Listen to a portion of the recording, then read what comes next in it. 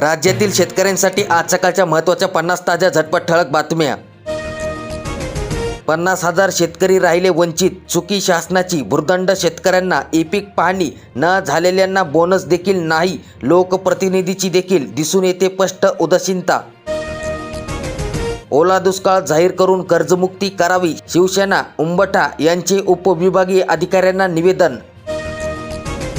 ढगाळ वातावरणामुळे हरभरा गहू पिकांवर मर रोगांचा प्रादुर्भाव, शिवणी महसूल मंडळातील शेतकरी चिंतेत।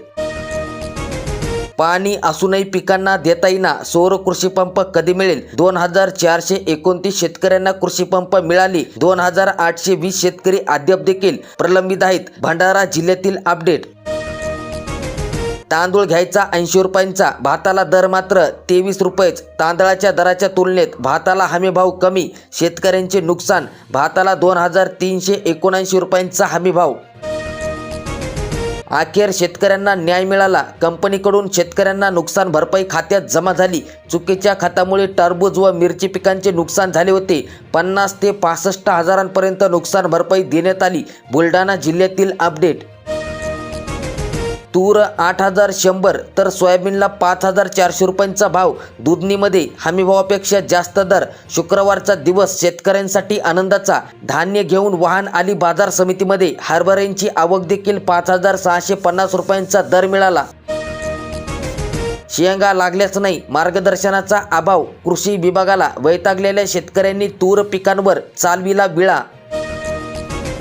नैसर्गिक आपत्ती अनुदानासाठी तात्काळ ई-केवायसी करा, जिल्हा अधिकारी राहुल गुप्ता यांची माहिती। पात्र लाडकी बहिणीची ई-केवायसी रिजेक्ट, म्हणजेच की अपात्र, महिला झाल्या संतप्त। फेर तपासणी आणि ई-केवायसी बद्दल निवेदन देण्यात आले। नागपूर जिल्ह्यातील अपडेट। मिशन सुधार आता बंद होणार, राशन अभियानामुळे जिल्ह्यात घरोघरी शिधापत्रिका तपासणीला सुरुवात झाली। पॉस मशीनवर अंगठा अनिवार्य करण्यात आला। सोन्याने ओलांडला 1,60,000चा टप्पा तर चांदी 3,40,000च्या आसपास। जागतिक घडामोडीचा परिणाम एकाच दिवसात सोन्यात 4,635 तर चांदीमध्ये 25,750 रुपयांची विक्रमी दरवाढ झाली। 52,000 लाडक्या बहिणींना ई-केवायसीचा फटका बसला। हप्ता न मिळाल्याने चिंता वाढली, बहिणीचे कार्यालयामध्ये खेटे। परभणी जिल्ह्यातील 52,000 लाडक्या बहिणी अपात्र ठरल्या। 24 जानेवारी ते 27 जानेवारीपर्यंत 4 दिवस बँका बंद राहतील। बँक कर्मचाऱ्यांच्या संपामुळे ग्राहकांवर याचा परिणाम होणार। गहू, हरभरा, तूर, भाजीपाला तसेच फळबागांवर रोगांचा प्रादुर्भाव। तालुक्यामध्ये आणि जिल्ह्यात पुन्हा ढगाळ वातावरण, शेतकऱ्यांची चिंता आता वाढली।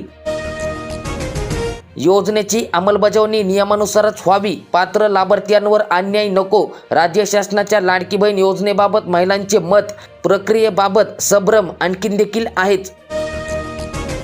विहिरीचे रखडलेले अनुदान तातडीने वितरित करा, सरपंच संघटनेची पालकमंत्र्यांकडे मागणी। 2 वर्षांपासून मनरेगा विहिरीचे अनुदान रखडले होते। शासनाच्या पीक स्पर्धेमध्ये शेतकऱ्यांनी फिरवली पाठ, केवळ 77 शेतकऱ्यांचाच यामध्ये सहभाग। खरीपापाठोपाठ रब्बीत देखील तीच स्थिती। रब्बीचा पेरा विक्रमी, पण हरभरा पीक मात्र संकटात। मर रोगांचा पिकावर पडला प्रादुर्भाव।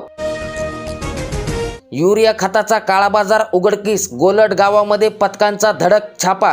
कृषी विभागाच्या भरारी पथकांची कृषी सेवा केंद्रावर धाड, परवाना निलंबनाची कारवाई सुरू आहे। शिधापत्रिकांचे शुद्धीकरण, हजारो संशयास्पद लाभार्थ्यांवर कट मारणार, म्हणजेच की आता त्यांचे राशन बंद होणार। 27 हजारांवर लाडक्या बहिणीच्या ई-केवायसीमध्ये आढळल्या आहेत अनेक चुका। ई-केवायसी चुकलेल्या बहिणींनी, म्हणजेच की तुमची ई-केवायसी चुकली असेल तर अंगणवाडी सेविकांना आता तुम्हाला द्यावे लागणार लेखी सोय घोषणापत्र। चांदी 55 तर सोने 7,000 रुपयांनी वधारले। नवीन वर्षाच्या पहिल्या 21 दिवसामध्येच दरवाढ झाली। सर्वसामान्य नागरिकांची खरेदीकडे पाठ आहे। आजचे सोन्याचे भाव बघूयात। सोने 1,43,700 तर चांदी 2,85,000च्या पुढे। तुरीच्या भावामध्ये तेजी, बाजार समितीत आवक वाढली। 8,330 रुपयांचा मिळाला आहे भाव।